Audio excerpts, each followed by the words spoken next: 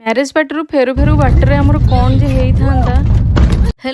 Hello everyone, welcome to our mini blog. आज आम स्वामी स्त्री बाहरी अनुगुल सांगर मैरेज पार्टी अटेंड करी सकाळु सकाळु किछि न खाई बाहरी आसु। बाटरू टिके बरा सिंगिडा आनी कार रे चोबेई देलु। आउ किछि बाट गला परे पुणी भोक लागला, पिजुली काटी पुणी चोबेई देलु। खाई खाई प्रकृति को उपभोग कलु।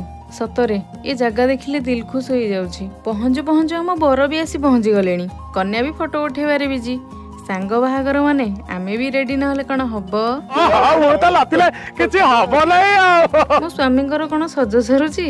बर कन्या एंट्री आरंभ हो गला। What A lovely couple. आमे हमर पेट पूजारे लागि पड़िलु। आमे टिके फोटोशूट करिया परे बाहागर स्टार्ट हैला। ए मुहूर्त झियो जीवनर सबुठु सुंदर मुहूर्त।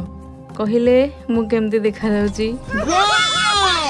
बर कन्या को टाटा करी आमे बाहरी आसलु नयागढ़। बाटरे बुढ़ा बुढ़ी घाटी पड़िबो।